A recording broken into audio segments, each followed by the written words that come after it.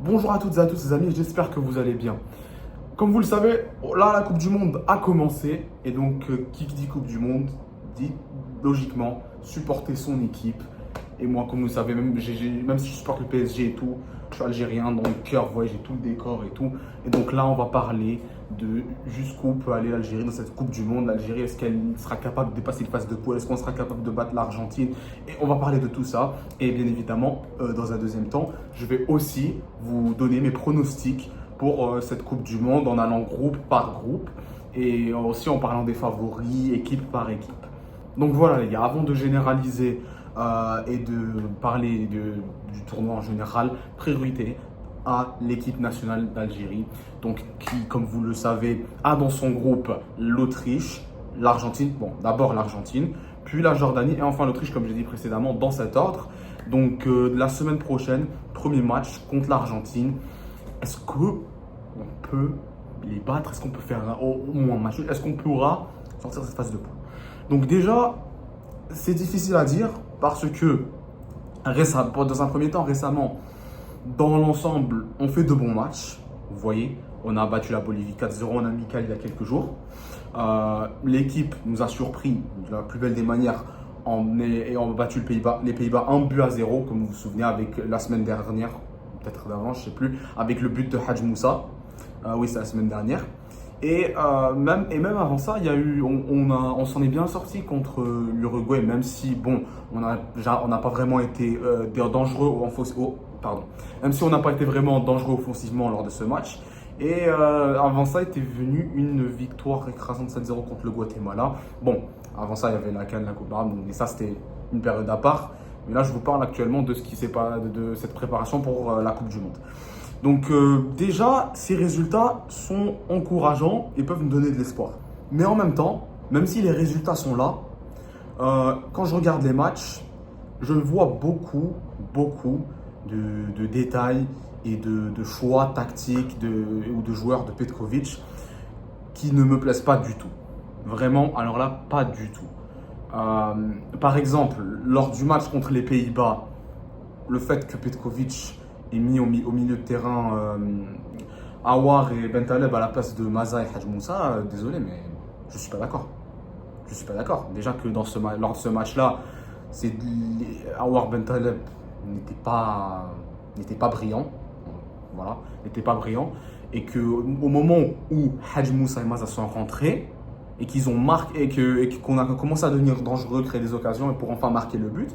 Je pense que, j'espère en tout cas, j'espère qu'à travers ça, j'espère que Petkovic apprendra de ses erreurs et surtout, le plus important, ne les refera pas lors du match contre l'Argentine et des autres matchs à venir.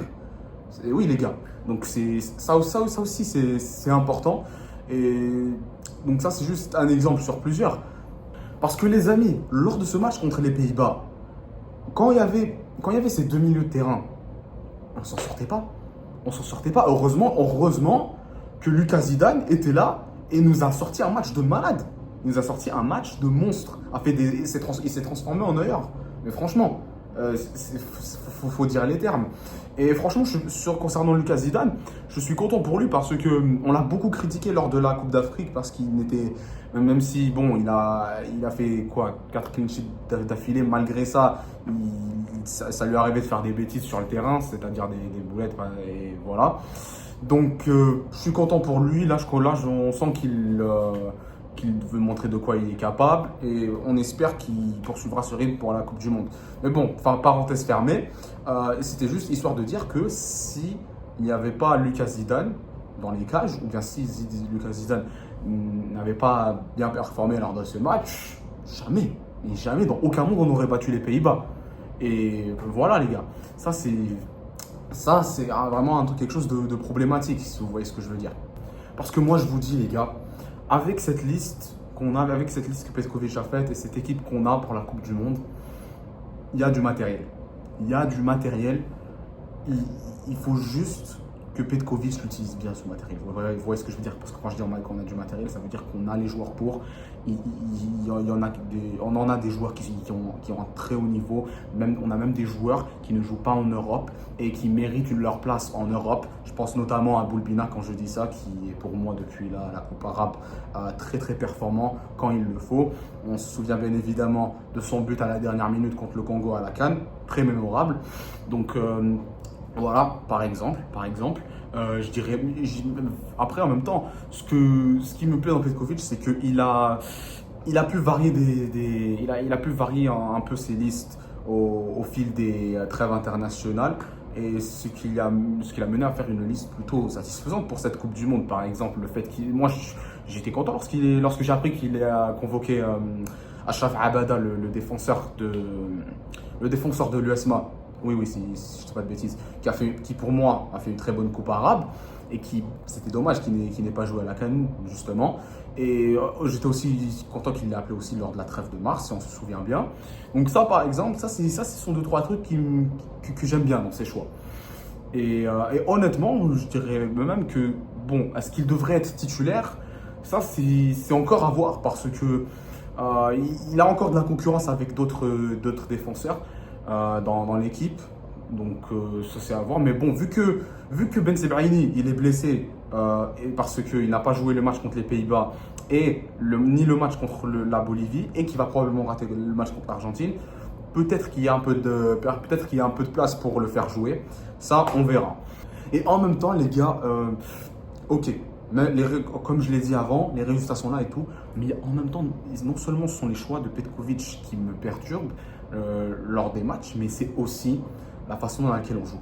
Parce que quand je regarde le match et que je l'analyse, je ne sais pas si je suis le seul à penser de cette manière, mais j'ai l'impression qu'il n'y a pas de vraie tactique. J'ai l'impression que quand les joueurs sont sur le terrain, ils improvisent. Genre, ils font de leur mieux, et ils cherchent juste à prendre le ballon, à aller à marquer. Pendant que l'équipe adverse qu'on affronte, c'est parce que c'était le cas pour l'Uruguay et les Pays-Bas, Guatemala, Bolivie, je ne suis pas tout à fait sûr, mais Pays-Bas et Uruguay, de grandes nations, quand on les voyait jouer, eux, leur style de jeu, ça se voyait qu'ils avaient une tactique, qu'ils étaient bien organisés dans leur style de jeu.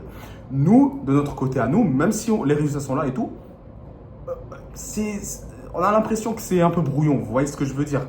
Et d'accord, peut-être qu'on est chanceux sur ces derniers matchs, mais si on continue comme ça, mais les gars, contre l'Argentine, contre l'Autriche, Jordanie, je sais pas, mais contre ces équipes-là, la Coupe du Monde, non, à un moment donné, ça va plus le faire. Ça ne va plus le faire, je suis désolé. Donc voilà, grosso modo, ce que je pense un peu sur cette équipe nationale pour la Coupe du Monde. Et donc voilà, il y a un peu de tout. Je vois du bon, je vois du mauvais. Mais malgré ça, je garde espoir pour cette Coupe du Monde, et j'espère qu'on ira vraiment le plus loin possible. Et déjà, avec ces petits soucis qu'il y a, pour moi, je vous dis, hein, un match nul contre l'Argentine, pour une équipe comme nous, moi, je vois ça comme une victoire, honnêtement. Bon, oui, un peu, oui. Parce que déjà, c'est encourageant, c'est encourageant pour les prochains matchs contre la Jordanie et l'Autriche. Et donc, voilà, parce que c'est vrai que l'Argentine, ce sera notre adversaire le plus dur dans cette phase de poule, à mon avis. Donc, grosso modo, voilà, c'est un peu tout ce que j'avais à dire sur cette équipe nationale, mon avis global. Je sais que j'ai pas fait le tour de tous les joueurs, comme Mahrez, Amoura et ainsi de suite. Mais bon, sinon la vidéo, elle aurait duré hyper longtemps. Mais bon, là, on doit passer à la deuxième partie, qui est mes pronostics pour cette Coupe du Monde, en tout cas dans les phases de groupe. Donc groupe A, Mexique, Afrique du Sud, Corée du Sud et République tchèque. Donc les gars, ça c'est... Bon, vu que chacune de ces équipes ont joué leur premier match à la Coupe du Monde hier, c'est plus facile pour moi de donner les pronostics. Donc sur ce que je vois en ce moment, et les matchs que j'ai vus, je pense que le Mexique va facilement finir premier de son groupe. Après, la Corée du Sud, ils ont fait un bon match contre la République tchèque. Donc, je les vois finir, vu qu'ils les ont battus, donc je les vois finir deuxième. Et actuellement, la République tchèque, ça va, ils ont fait un meilleur match comparé à l'Afrique du Sud. Ils ont fait un meilleur match que l'Afrique du Sud. Et donc, voilà, c'est pour ça que je les vois finir troisième du groupe, et Afrique du Sud, malheureusement, quatrième. Bon, mais c'est possible. Peut-être que c'est possible qu'ils finissent en troisième, mais en troisième, on ne sait jamais. Groupe B, Canada, Bosnie-Herzégovine, Qatar, Suisse. Donc, ces équipes vont jouer ce soir et demain, à l'heure où on parle. Donc, honnêtement, basé sur les dernières performances que je vois, je me dis qu'il est fort de chacune des équipes. Je me dis qu'il est fort probable que la Suisse finisse première de son groupe. Parce que c'est une équipe, parce que parmi toutes ces équipes, la Suisse est l'équipe qui a le plus d'expérience à la Coupe du Monde. On la voit régulièrement à la Coupe du Monde. Par contre, d'autres équipes nationales comme le Qatar, la Bosnie-Herzégovine ou le Canada, on peut les voir à la Coupe du Monde, mais ces derniers temps, sur ces dernières éditions de la Coupe du Monde, c'est un peu rare. La Bosnie qui n'a pas joué la Coupe du Monde depuis 2014. Le Qatar qui, pour la première fois de son histoire, s'est qualifié pour la Coupe du Monde à travers les qualifications, en jouant les qualifications. Et le Canada qui a certes joué la dernière Coupe du Monde au Qatar, mais qui avant ça n'a pratiquement pas joué la Coupe du Monde. Donc je vois la Suisse, raison pour laquelle je vois la Suisse finir première de son groupe. Et donc deuxième, c'est difficile à dire, mais je vois soit la Bosnie-Herzégovine, soit le Canada finir deuxième. À mon avis, c'est du 50-50. La Bosnie-Herzégovine est une équipe qui s'améliore ces derniers temps. Elle a sorti l'Italie des qualifications pour se qualifier à la Coupe du Monde. Si on se souvient, il y a quelques mois, dans une séance de tir au but, moi j'ai vu le match personnellement, j'étais surpris, félicitations à eux.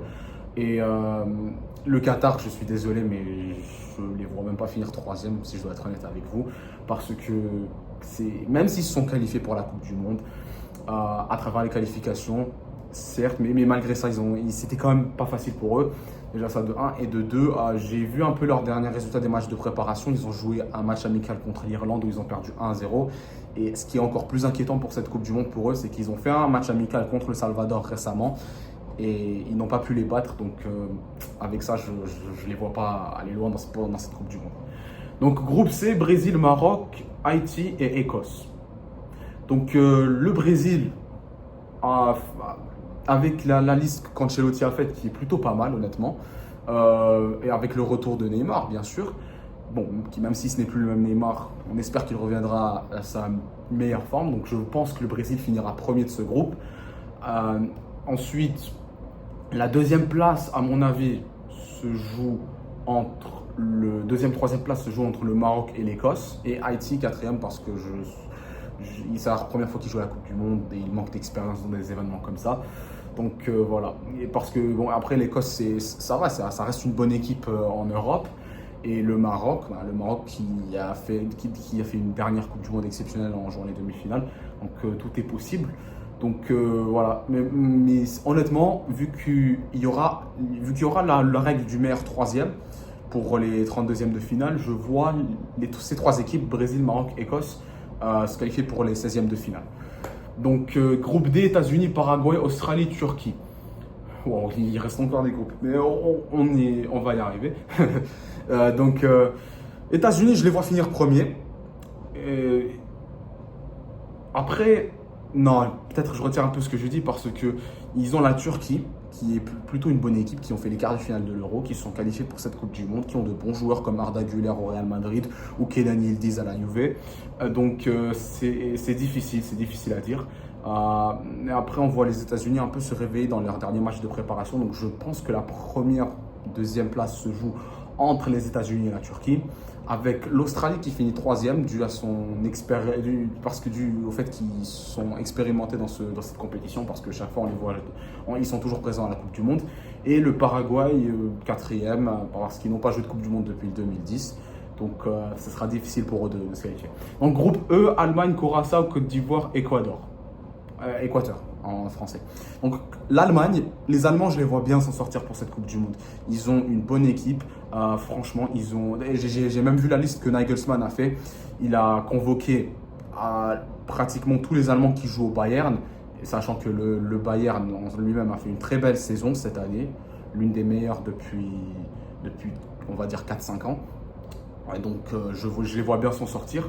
Ils ont de bons attaquants comme Florian Wirtz, qui joue à Liverpool, Jamal Musiala, un des joueurs que j'adore franchement en dehors de l'Algérie et du PSG, où ils ont encore pas mal de milieux de terrain comme Kimmich qui est excellent, et la liste continue quoi. Ensuite, Côte d'Ivoire. La Côte d'Ivoire, franchement, qui a battu la France. Je les vois bien se qualifier pour les 16e de finale. Ils ont une bonne équipe. Je pense notamment à Guela Doué, le frère de Désiré Doué, qui a en plus marqué contre l'équipe de France.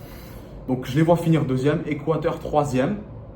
Mais je les vois finir en tant que meilleur troisième. Et je vois ces trois équipes que j'ai mentionnées se qualifier pour les 16e de finale. Et enfin, Curaçao, je suis peut-être quatrième, avec peut-être un match nul, vu que c'est la première fois qu'ils jouent la Coupe du Monde. Donc groupe F, Pays-Bas, Japon, Suède et Tunisie. Euh, si on n'avait pas battu les Pays-Bas et si on avait fait match nul ou bien qu'ils nous auraient battus, j'aurais dit sans hésitation que les Pays-Bas finiraient premiers de leur groupe. Mais ils ont de la concurrence. Mais malgré ça, et c'est même pas les gars, c'est même pas ça. Ils ont de la concurrence dans le groupe. Ils ont la Tunisie, la Suède et le Japon. Donc c'est difficile à dire les gars. C'est vraiment difficile à dire. Je pense que la première place se joue entre ces trois équipes. Parce que ces équipes-là sont performantes et tout. Et gagnent des matchs. J'ai l'impression que ces équipes ont toutes le même niveau. Bon, à l'exception, peut-être que la Suède, on peut la mettre à part entre les Pays-Bas et le Japon. Parce que je pense que ce sera les équipes qui finiront premier et deuxième de leur groupe seront soit les Pays-Bas ou le Japon. Ça se joue entre ces deux équipes. Et je vois la Suède finir troisième. Je ne les vois pas dans le top 2 parce que de base, ils ne devaient pas se qualifier pour la Coupe du Monde, avec tout le respect que je dois aux Suédois qui regardent cette vidéo. Mais je parle footballistiquement, rien de plus. Parce qu'ils avaient fini dernier de leur groupe dans les qualifications et se sont qualifiés pour les barrages de la Coupe du Monde à travers le classement de la Ligue des Nations. Donc, on ne sait pas, on verra. Et la Tunisie, malheureusement, quatrième parce qu'avec le dernier match qu'ils ont fait contre la Belgique, défaite 5-0, c'est inquiétant. C'est inquiétant. Donc, groupe G, Belgique, Égypte et Iran et Nouvelle-Zélande. Donc, l'Égypte, qui est une très bonne équipe en ce moment, qui ont de très bons joueurs, en dehors de Mohamed Salah. Il y a notamment Omar Marmouche, par exemple, le joueur de Manchester City, et qui ont un bon effectif et qui font de très beaux parcours à la CAN. Je les vois bien s'en sortir dans les matchs contre l'Iran et la Nouvelle-Zélande. La Belgique, elle aussi, normalement, je la vois dépasser je la vois sortir de ce groupe et se qualifier pour les 16e de finale. Mais est-ce que l'Égypte pourra finir première de son groupe? Et bien ça, les gars, je vous dis que c'est pas impossible. Je vous dis que c'est pas impossible parce que je sens quelque chose dans cette équipe. Donc, à voir. Groupe H, Espagne, Cap-Vert, Arabie Saoudite, Uruguay. Donc, à mon avis, là, il n'y a aucun débat là-dessus. L'Espagne, sans doute, première de son groupe. Cap-Vert, Arabie Saoudite, Uruguay. Je vois peut-être l'Uruguay finir deuxième, oui. Arabie Saoudite, troisième du groupe. Et je les vois même finir en tant que meilleur troisième et se qualifier pour les 16e de finale parce que lors de ces dernières Coupes du Monde, on les voit souvent à la Coupe du Monde ces derniers temps, l'Arabie Saoudite. On se souvient notamment lors de la dernière édition 2022, avec leur fameuse victoire contre l'Argentine. Ils ont même participé à la Coupe du Monde 2018, donc avec de très bons joueurs qui jouent en championnat saoudien, notamment la joueur star de l'Arabie Saoudite qui est Salam Dawsari, le joueur de l'Hilal. Donc voilà, et le Cap-Vert, quatrième, sauf s'ils font une petite surprise, arrivent à battre l'une de ces trois équipes, ce dont je serais surpris. Donc voilà. Ensuite, groupe I, là ça commence à être intéressant. France, Sénégal, Irak, Norvège. Donc la France, qui est l'une des équipes favorites pour cette Coupe du Monde, due à une attaque qui est extraordinaire.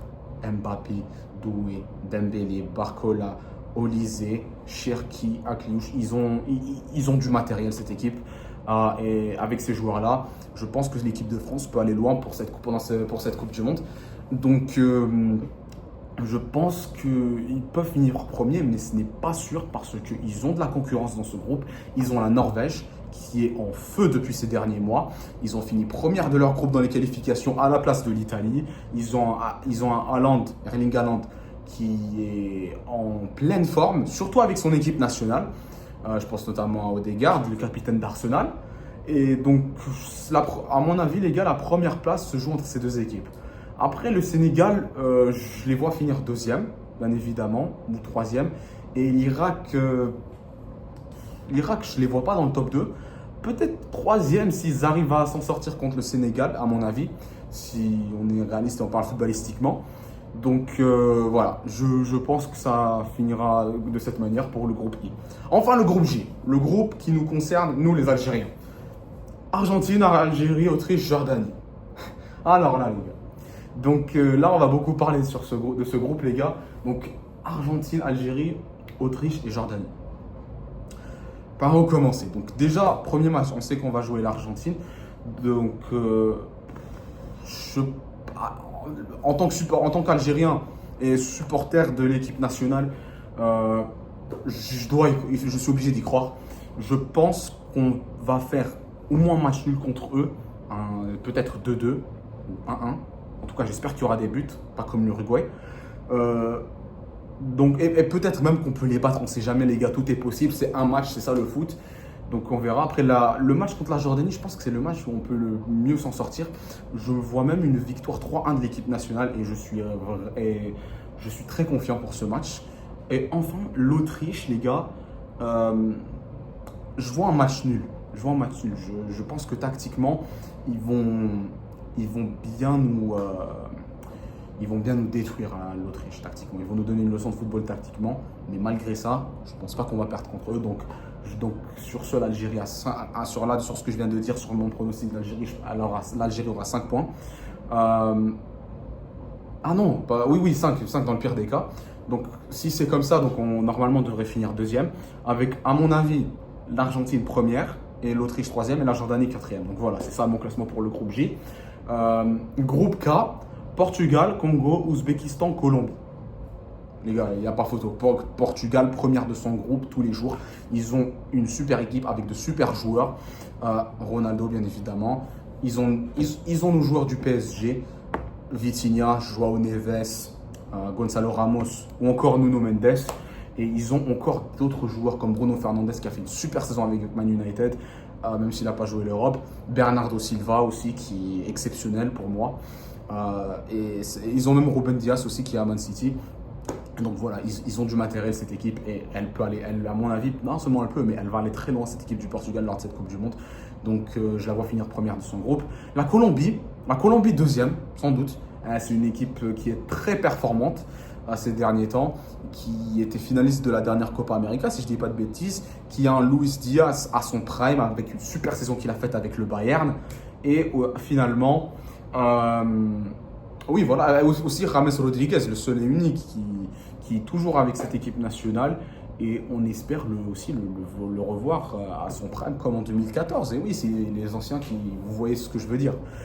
Donc le Congo, je les vois finir troisième et peut-être se qualifier pour le 16e de finale parce que, non, respect aux Congolais, franchement les gars, parce qu'on les a affrontés lors des 8e de finale de la Coupe d'Afrique, si vous vous rappelez.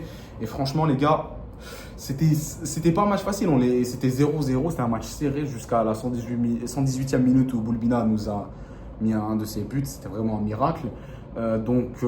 Oui, je vois quand même, malgré ce groupe, malgré ces deux adversaires, je vois quand même le Congo sortir de cette phase de groupe. Et enfin, l'Ouzbékistan qui, elle aussi peut finir troisième, les gars.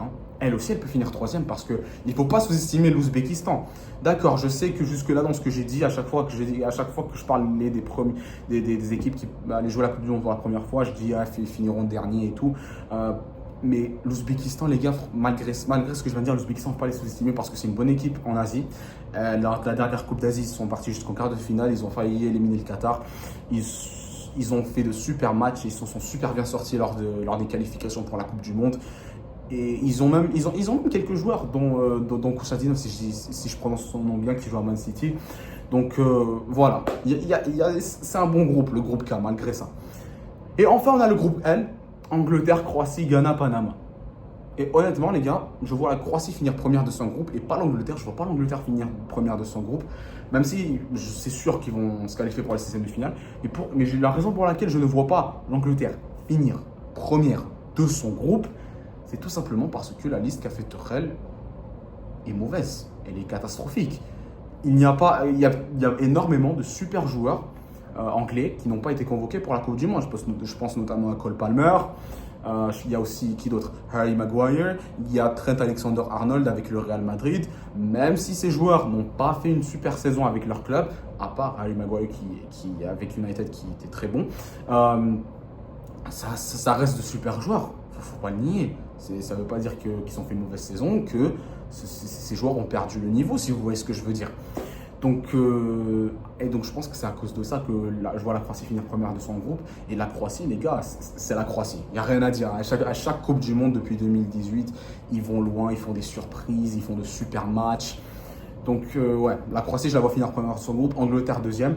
Le Ghana, c'est difficile à dire parce que ils se sont qualifiés pour la Coupe du Monde, ok, mais ils n'ont pas joué la dernière Coupe d'Afrique. Ils ne sont pas qualifiés pour la dernière Coupe d'Afrique parce qu'ils ont perdu plusieurs matchs dans les qualifs de la CAN, même pas de la Coupe du Monde, de la CAN. Donc, c'est un peu le jour et la nuit, cette équipe, si vous voyez ce que je veux dire. Donc, c'est difficile à dire, mais face à une équipe contre le Panama, je les vois finir troisième, malgré ça. Et le Panama, quatrième. Donc voilà les gars, c'est tout ce que j'avais à dire pour cette vidéo. N'hésitez pas à partager avec moi votre avis dans les commentaires et vos pronostics pour cette Coupe du Monde. C'est toujours un plaisir. N'hésitez pas de rajouter un like et de vous abonner. Et je vous revois bientôt pour un avant-match, même pas d'avant-match, peut-être même des débriefs des matchs qui vont venir, mais surtout évidemment bientôt l'avant-match Algérie-Argentine pour ce premier match de la Coupe du Monde de l'équipe nationale. Et bien évidemment, 1, 2, 3, vivant l'Algérie. Ciao.